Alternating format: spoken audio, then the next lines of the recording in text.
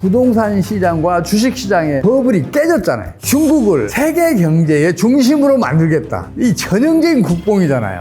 1대1 사업은 파산 직전이에요. 세상에 공짜 점심은 없어요. 인구가 많은 것은 대가를 반드시 지불해야 돼요. 사회에 막 진출하는 젊은이들이 절반 이상의 직장을 못 얻고 있어요, 지금. 그러면 미국은 온전하겠냐는 얘기죠. 미국 금융위기는 아주 빠르게 진행돼요. 금융위기가 발발할 거라고. 근데 중국이 착각한 게 있어요.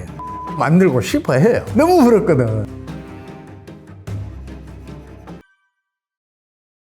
아주 난처한 어떤 늪에 빠져 있다고 봐도 틀림없는 그런 지경이에요. 지금 중국 경제가 그 상황에 빠져 있어요. 인구가 많은 만큼 내수 규모가 크잖아요. 근데 내수가 감소하고 있으면 다른 어떤 촉진책들도 힘을 발휘 못하는 경우가 많아요. 경제 규모가 크면 여러 이점도 있지만 이게 악순환할 때는 더 위험해요. 지난 6월 말에 청년 실업률이 21.5% 되겠다고 발표가 됐었잖아요. 근데 그 뒤로 발표하지 않겠다는 거예요. 그게 뭘 의미할까요? 청년 실업률은 더 높아질 것 같으니까, 더 높아졌으니까 그 발표했다가는 민심 위반할 거 아니에요.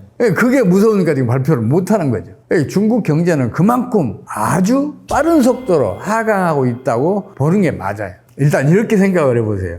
사회에 막 진출하는 젊은이들이 4분의 1이 직장을 못 구한다고 생각을 해보세요. 실제로는 절반 이상이 직장을 못 얻고 있어요, 지금. 중국은 8월에 이제 그 졸업생이 사회에 진출을 하잖아요. 명문대 출신들도 3분의 1 정도밖에 정규직을 못 얻는다는 거예요. 그만큼 심각해요. 그러면 농민공 등등은 얼마나 더 심각하겠어요. 우리가 통계를 보면 실상을 놓치는 수가 있어요. 근데 TV에서 화면으로 보여주는 거 있잖아요. 일주일 내내 일용직이라도 일자를 얻기 위해서 대기했다가 힘없이 돌아서는 사람들, 수많은 사람들, 인력시장에 그 많은 사람들, 이런 걸 보면 이 사람들 심정 우리가 조금은 이해할 수 있잖아요. 그래서 건설이 중단된 그 아파트에서 천막 치고 거기에서 생활하고 전기도 안 들어오고 수도 안 들어오는 그런 집에서 사는 그런 모습들, 이게 진짜 국민들의 경제적 고통의 실상이에요. 우리는 어떤 숫자가 주어지면 반드시 그 상황들을 연상해서 생각할 필요가 있어요. 인구가 많은 것은 분명히 이점이에요. 내수시장이 크니까 외국 자본들도 그 내수시장을 노리고 투자가 들어오잖아요. 외국 투자가 들어왔다는 얘기는 외국에서 축적된 소득이 국내에 들어왔다는 얘기 아니에요. 그럼 외국에서 축적된 소득이 국내 소득이 합쳐지면 그만큼 내수는 커지잖아요. 경제는 그 외국 소득의 추동력을 받아서 더 빠르게 성장한단 말이에요. 근데 문제는 경기가 후퇴할 때, 경기가 후퇴하게 되잖아요. 그러면 제일 먼저 떠나는 게 이익을 위해서 왔던 외국 기업들이 먼저 떠나요. 외국 자본들은 떠나도 문제가 없잖아요. 국내 자본들은 살아남게 필사적인 노력을 기울인단 말이에요. 그래서 어떻게든 경기 후퇴 기간 중에도 생산을 하고 고용을 하고 투자도 해가면서 그 경제 활동이 정상화되도록 힘을 써요.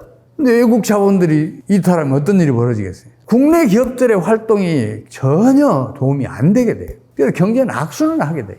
인구가 많다는 게 그런 면에서는 또 불리해요. 그래서 모든 일이 양면이 있어요. 유리한 면이 있으면 불리한 면도 있어요. 지금 중국에 투자했던 외국 자본들이 미국과의 디커플링? 이런 것 때문에 떠나는 측면도 있고, 중국 정부가 과다하게 간섭을 하니까 떠나는 측면도 있는데, 보다 근본적으로는 중국 경제가 후퇴하고 있으니까 이익이 줄어들었거나 아니면 손실을 보게 되니까 미련이 없는 거예요. 그냥 떠나는 거예요. 그 세 가지 원인에 의해서 외국 자본이 떠나고, 그래서 중국 경제는 더 어려운 지경에 빠져들고 있다고 보시면 틀림없어요.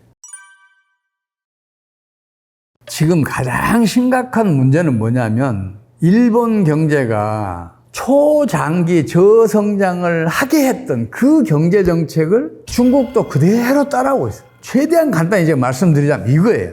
중국 정부는 엔화 환율을 끌어올리면 수출이 늘고, 수출이 늘면 경기가 호전될 것이라고 잘못 믿고 있어요. 이거는 중국 정부뿐만 아니라 일본 정부도 그랬고 우리 정부도 좀 마찬가지인데, 환율이 상승하면 수출은 절대 증가하지 않아요. 오히려 감소를 해요. 근데 이걸 잘못 믿고 있어요. 그래서 환율을 끌어올리기 위해서 경상수지 흑자를 즉각 해외 투자로 유출을 해. 뭘 의미하겠어요? 수출로 애써 벌어들인 소득을 즉각적으로 해외로 유출시킨 것이잖아요. 근데 그 수출을 위해서는 국내에서 그 생산 비용이 들어가잖아요.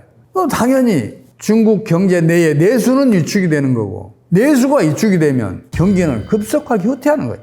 그걸 지금 2015년부터 지금까지 하고 있어요. 그래서 중국 성장률은 2010년대 전반만 하더라도 9%대 이상이었어요. 연평균이. 근데 2015년부터는 이게 6%대로 떨어지고 최근은 3%대로 떨어졌어요. 앞으로는 더 떨어질 거예요. 그럴 수밖에 없어요. 그래서 장차 중국 정부가 경상수지 흑자를 해외로 유출시키는 정책을 포기하지 않으면, 그 환율을 인상시켜서 수출을 증가시키려는 정책을 포기하지 않으면 중국 정부는 일본처럼 정책이 실패할 수밖에 없고 중국 경제에도 장차 수십 년 동안 초장기 저성장을 할 가능성이 굉장히 높아요.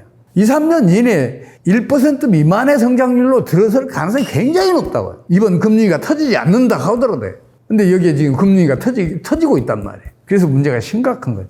일본 정부를 한번 보세요. 1980년대 말에 부동산 시장과 주식 시장의 버블이 깨졌잖아요.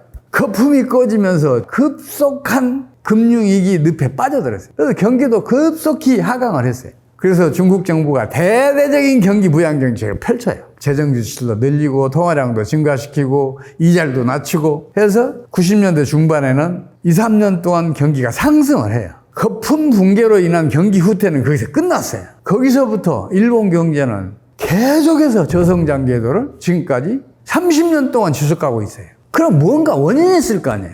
그 원인을 찾아야 되는데 사람들이 자꾸 근본 원인은 찾지 않고 그 경기 후퇴 과정에서 일어나는 일들을 그 원인으로 삼고 있어요. 원인을 못 찾았으니까 적절한 정책도 신속하게 펼칠 수가 없게 된 거예요.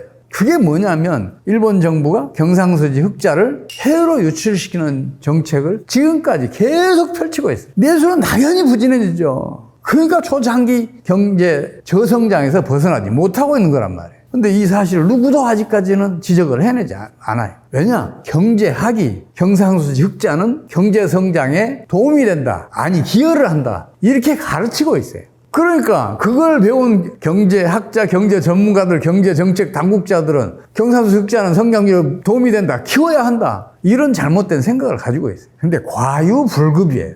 지나치면 부족함만 못해요. 경상수지 흑자도 마찬가지. 경상수지 흑자는 통상 초기 10년 동안은 성장률을 높여요. 근데 그 뒤부터는 성장률을 낮추기 시작을 해요. 이게 세계사적인 경험이에요. 지금 세계적으로 봐요. 경상수지 흑자가 대규모인 나라들은 다른 경쟁국에 비해서 성장률이 대체적으로 낮아요. 그렇다면 과유불급이라는 것을 좀 배워야 되는데 그걸 아예 고려도 안 해요. 이게 일종의 사고의 벽이죠. 경제학이 그렇게 가르치고 있으니까. 근데 그 사고의 벽에서 벗어나지 못하면 초장기 경기 부진의 늪에서 헤어날 경제정책을 찾아낼 수가 없어요. 세계 경제사를 자세히 한번 봐보세요. 민주화 없이 경제 번영을 지속한 나라는 없어요. 일시적으로 경제를 성장시킬 수는 있어요. 근데 그게 길어야 3년이에요. 5년까지 간 나라도 간혹 있어요. 근데 곧바로 경제는 후퇴를 해요. 민주화는 경제 성장, 경제 번영의 전제 조건이에요. 설령 독재 체제이더라도 민주화가 진행이 되면 그 진행되는 동안은 경제가 번영을 누려요. 근데 아무리 민주화된 체제라도 이게 독재화 과정을 거치면 경제는 후퇴를 해요. 반대 사례는 제가 찾아보지는 못했어요. 근데 지금 시진핑 체제를 한번 봐봐요. 시진핑이 집권한 이후로는 끊임없이 정치도 독재화하고 있고 경제도 독재화하고 있어요. 중앙정부의 통제가 점점 강해지고 있는 거죠. 그래서 흔히들 시진핑 리스크라 그러잖아요. 그래서 중국 경제가 경상수지 흑자를 해외로 유출시키는 것도 문제지만 정치 민주화, 경제 민주화가 후퇴하는 것도 중국 경제의 장기적인 몰락, 이걸 촉진하고 있다고 저는 생각하고 있어요. 국뽕이 장기적으로 바람직한 결과를 낸 사례는 없어요. 국뽕은 대단히 위험해요. 1대1로 사업도 마찬가지예요. 1대1로 사업이라는 게 뭐예요? 중국을 세계 경제의 중심으로 만들겠다. 이 전형적인 국뽕이잖아요. 자신의 힘은 가늠하지도 않고 과도하게 자신의 힘을 쓰고 있다고 보면 틀림없어요. 1대1로 사업으로 제공했던 9,700억 달러의 상업차관, 통화수합으로 제공했던 7천억 달러, 약 1조 7천억 달러잖아요. 이게 지금 완전히 부실화되기 직전이란 말이에요. 그걸 제공받은 나라들이 지금 하나같이 외환위기 늪에 빠져 있거나 외환위기 직면해 있으니까 또 그 나라들의 화폐 가치가 반토막 나기도 하고 심지어 10분의 1 토막 난 나라도 있어요. 그런 지경이니 1대1의 사업은 파산 직전이에요. 1대1로 사업이 그 자체로 파산 직전으로 끝나면 좋은데 이게 중국 금융기관에 엄청난 큰 짐으로 지금 짓누르고 있어요. 만약에요, 장부가가 아니라 시가로 평가한다면 지금 중국 금융기관들 대부분은 지금 적자 상태를 면치 못할 거예요. 그렇게 되면 신용 파괴가 작동을 한다니까요. 세상에 공짜 점심은 없어요. 대가를 반드시 지불해야 돼요. 중국이 상업차관을 제공하고 통화스와프를 제공해줬잖아요. 그러면 그 제공받은 나라들은 경기가 일시적으로 살아나요. 근데 그건 자기 힘에 의해서 살아나는 게 아니잖아요. 경기 과열이 일어나요. 경기 과열이 일어나면 무슨 일이 벌어지겠어요? 두 가지가 일어나요. 하나는 물가 불안, 하나는 국제수지 악화. 물가 불안이라면 국제수지가 또 악화돼요. 그래서 1대1로 사업으로 중국의 상업차관 통화스와프를 받은 나라들은 외환위기 늪에 빠져들었고 지금 직면해 있단 말이에요. 그러면 중국은 그 피 빨아먹고 있냐? 아니에요. 물론 상업차관 대가로 항구도 차지하고 고속도로도 차지하고 그러죠. 그 운영권을. 근데 거기에서 이익이 나냐는 얘기죠. 이익이 안 나잖아요. 오히려 손해를 보고 있잖아요. 중국도 그 피해를 직접적으로든 간접적으로든 엄청나게 보고 있어요. 중국이 피 빨아먹는 걸로 보기는 어려워요. 기축통화가 되면 여러 가지 이점이 있잖아요. 화폐 발행은 비용이 거의 안 들어요. 화폐 가치에 비해서. 그렇기 때문에 기축통화가 되면 화폐를 발행해서 노동의 대가 없이 외국의 물건들을 사올 수 있잖아요. 공짜로 사올 수 있는 거잖아요. 그래서 세계의 모든 국가들이 자국 화폐를 기축통화로 만들고 싶어 해요. 근데 그 의지가 가장 강한 나라가 중국이 너무 부럽거든. 근데 중국이 착각한 게 있어요. 어떤 나라의 화폐가 기축통화가 되기 위해서는 전제 조건이 몇 가지가 있어요. 첫째는 그 통화 가치가 장기간 안정적이어야 돼요. 다른 통화에 비해서. 두 번째는 다른 통화와 언제든지 자유롭게 교환될 수 있어야 돼요. 세 번째는 자국 내 외환시장이 충분히 발달해 있어야 돼요. 그래야 다른 통화나 다른 재화와 쉽게 교환이 될 수가 있잖아요. 그리고 네 번째는 정부의 외환시장 개입, 특히 환율 조작이 상대적으로 적어야 돼요. 아니, 없는 게 바람직해. 그리고 마지막으로는 정치체제가 안정적이어야 하고, 정치체제가 안정적이기 위해서는 민주정치가 정착되어 있어야 돼요. 이런 게 기축통화의 전제 조건이에요. 그 밖에도 기축통화의 역사를 보면 당시에 경제 패권 국가의 통화들이 기축통화 역할을 했어요. 13세기, 14세기, 15세기까지 이탈리아 도시국가들의 통화가 기축통화 역할을 했어요. 그때 유럽의 경제 패권은 베네치아, 제노비아 등이 가지고 있었어요. 그 나라 통화들이 그래서 기축통화 대접을 받은 거예요. 그 다음에 16세기로 넘어가면서 포르투갈이 경제 패권을 지겠대요. 곧바로 스페인이 그 경제 패권을 이어받아요. 그래서 당시에 포르투갈, 스페인의 화폐가 기축통화 역할을 해요. 그러다 이 패권이 네덜란드로 넘어가요. 17세기. 네덜란드 길드화가 기축통화의 대접을 그때부터 받기 시작합니다. 그리고 이제 네덜란드 경제 패권은 영국으로 넘어가요. 18세기 중반 이후로 산업혁명이 터진 다음에. 그래서 영국 파운드화가 세계대전 직전까지 기축통화 역할을 해요. 근데 세계대전이 끝나고 나서 세계적인 경제 패권은 물론이고 정치 패권까지 미국이 지게 돼요. 그래서 미국 달러화가 세계적인 기축통화 역할을 하게 된 거예요. 근데 지금 중국 정부가 과연 경제 패권을 쥐고 있는지, 아까 말씀드렸던 기축통화의 전제조건 5가지, 이걸 충족시키고 있는지 저는 의심스러워요. 그래서 중국 위안화가 국제 기축통화가 되기까지는 앞으로도 수십 년이 걸릴 거라. 어쩌면 기축통화의 자격을 얻지 못할 가능성이 더 높다. 저는 그렇게 보고 있어요.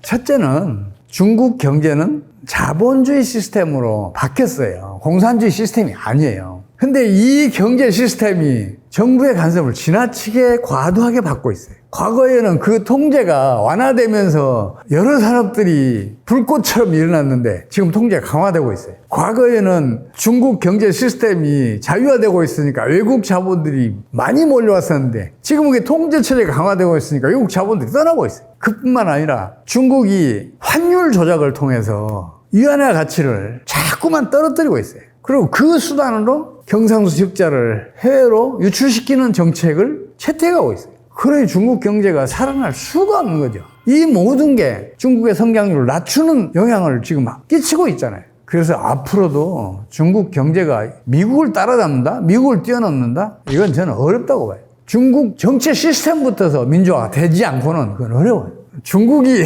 감히 미국의 정치적 패권, 경제적 패권에 도전을 했잖아요. 그러니까 미국은 그건 방치할 수가 없잖아요. 강력하게 대응하고 있는 거죠. 반도체 산업, 배터리 산업 등등에 대해서 이게 국방에도 지대한 영향을 끼친다. 미국 국토 방위에도 영향을 끼치고 미국의 경제 패권, 정치적 패권을 위협할 수도 있다. 그리고 지금 거의 모든 산업에 대해서 규제를 하고 있는 것이나 마찬가지인데 반도체 산업하고 배터리 산업은 특별히 더 강력한 제재를 받고 있는 거죠. 이게 지금 사실은 미국 경제의 문제거든요. 미국 경제에서 사실은 금융위기가 물밑에서지만 진행을 하고 있어요. 이게 언제 수면 위로 올라오느냐, 그리고 언제 우리가 알아볼 수 있을 정도로 확연하게 금융위기가 터지느냐, 이것만이 남은 문제예요. 근데 그 과정에서는 어떤 트리거가 발생을 하면 그게 금방 터져요. 근데 이 트리거라는 거는 어떤 모습으로 언제 어디에서 어떻게 터질지를 누구도 알기가 힘든 것 같아요. 다른 경제 전문가들도 마찬가지일 거예요. 그래서 지금 뭔가 트리거만 터지면 세계적인 금리가 금방 진행할 것으로 저는 보고 있고, 그러면 세계 경제 전반이 경제 파국으로 치달을 수도 있다, 저는 그렇게 보고 있어요. 2020년도에 코로나 사태가 터졌잖아요. 3월부터는 경제 활동이 정상적으로 이루어질 수 없는 상황이 벌어졌잖아요. 그러니까 미국의 국내 경기가 급속도로 후퇴를 해요. 그리고 이게 악순환을 하기 시작해요. 그러니까 미국 정부가 대대적인 경기 부양 정책을 펼쳐요. 2020년 한 해에만 재정 지출을 42%를 증가시키고 버는 통화를 52%를 증가를 시켜요. 그래도 경기 후퇴를 막지 못했어요. 그래서 2020년도에 성장률이 마이너스 2.8%를 기록합니다. 근데 이 대대적인 경기 부양 정책이 2021년부터 경기 과열을 일으켜요. 2021년도 성장률 5.9%를 기록을 해요. 미국 경제로서는 최근에 볼 수 없는 아주 높은 성장률이에요. 연평균보다 2배 이상 높은 성장률이니까 이렇게 경기 과열이 일어나면 당연히 두 가지가 벌어지죠. 하나는 물가 불안, 하나는 국제수지 악화. 물가는 끊임없이 상승을 해서 소비자 물가 상승률이 2022년 6월 달에는 9.3%까지 올라요. 그리고 경상수지 적자는 2020년 GDP의 2.2%에서 21년 2.9%, 22년 3.6% 계속해서 큰 폭으로 증가를 해요.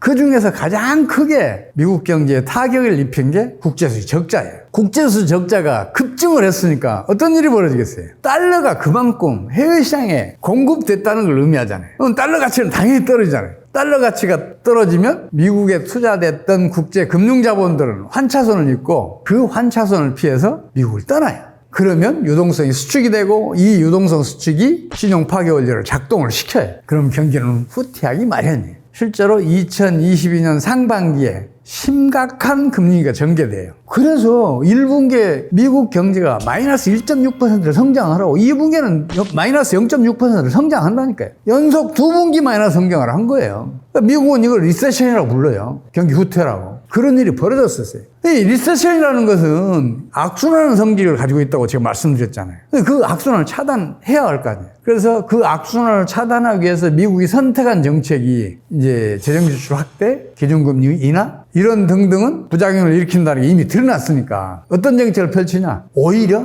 고금리 강달러 정책으로 전환을 해요. 그래서 기준금리를 빅스텝, 자이언트 스텝 하면서 0.5%, 0.75% 계속 올리잖아요. 통상적으로는 0.25% 올리거든요. 그거 2배, 3배 올린 거예요. 그러니까 달러는 당연히 강세를 보이죠. 이렇게 기준금리가 급속하게 상승하니까 다른 나라의 국내 저축을 미국으로 끌어들였어요. 이자율이 높으니까 당연히 다른 나라 저축들이 미국으로 올 거 아니에요. 그리고 달러가 강세를 보이니까 다른 나라에 투자됐던 국제 금융자본들이 환차익을 노리고 미국으로 흘러갔어요. 다른 나라의 국내 저축, 다른 나라에 투자했던 국제 금융 자본들이 미국으로 흘러갔으니까 유동성은 그만큼 풍부해졌잖아요. 이 풍부해진 유동성이 당시에 진행 중이던 신용 파괴 원리 작동을 차단을 해내요. 그러니까 경기가 급속하게 상승을 해요. 유동성이 풍부해졌으니까 경제 활동이 활발해질 거 아니에요. 그러니까 경기가 급상승을 해요. 그래서 4, 4분기에는 2.6%까지 성장률이 높아져요. 연평균으로도 2.1%의 성장률을 기록해요. 근데 불행하게도 이거는 내 이웃을 거지로 만드는 정책이에요. 국내 저축을 미국으로 뺏긴 나라, 그리고 국제금융자본 미국으로 뺏긴 나라들은 당연히 유동성이 수축될 거 아니에요. 그래서 다른 나라들은 유동성 위기를 겪게 되는데 우리나라도 그 피해를 가장 크게 당한 나라 중에 하나예요. 실제로 지난해 우리나라 하반기 금융위기 겪었어요. 유동성 부족이 균형 파괴 원리 작동을 시켰었어요. 그래서 4분기에 성장률이 마이너스 1.6%를 기록하게 됐어요. 근데 더 심각한 데는 경상수지가 만성적인 적자인 나라들이, 이 나라들은 그동안에 경상수지 적자를 외국 자본을 끌어들여서 메워왔었는데 그걸 다시 빼앗기니까 외환부가 고갈된 거예요. 그래서 수많은 나라들이 외환위기 늪에 빠졌고 직면하게 됐어요. 지금 외환위기 늪에 빠진 나라는 10개국이 넘고 그 직면한 나라들은 지금 거의 40개국이 넘는 것 같아요. 그러면 미국은 온전하겠냐는 얘기죠. 다른 나라들의 경기 후퇴가 미국에 부메랑으로 작용을 한다니까요. 그럼 미국 경제는 조만간 마이너스 성장을 갈 수밖에 없는 상황이에요. 근데 문제는 뭐냐면 미국은 이미 신용 파괴 원리 작동이 물밑에서 진행하고 있어요. 그게 왜 그렇게 됐냐면 미국의 고금리 강달러 정책이 빨아들일 다른 나라의 국내 저축, 국제 금융 자본들이 말라가고 있었어요.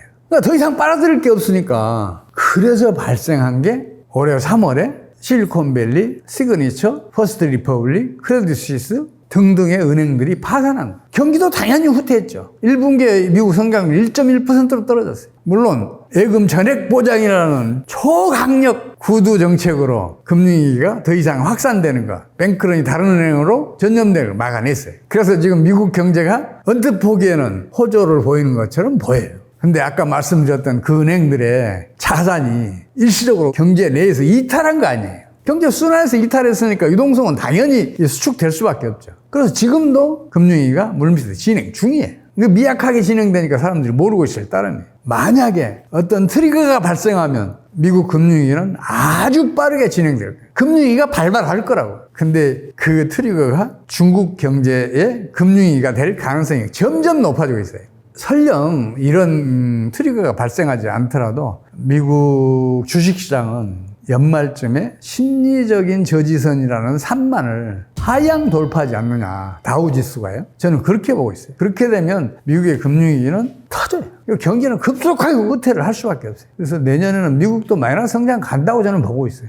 IT 산업과 반도체를 전체적으로 함께 볼 생각입니다. 왜냐하면 반도체는 IT 산업을 이루는 근간이고 핵심이 되기 때문에. 최근 서울에서는 물 들어왔을 때 노져야죠. 대형 평수 아파트 하나, 소형 하나, 한가 하나 바꿔도 돈이 남아. 이것만 아셔도 부동산의 가격 전망을 어느 정도 하실 수 있다.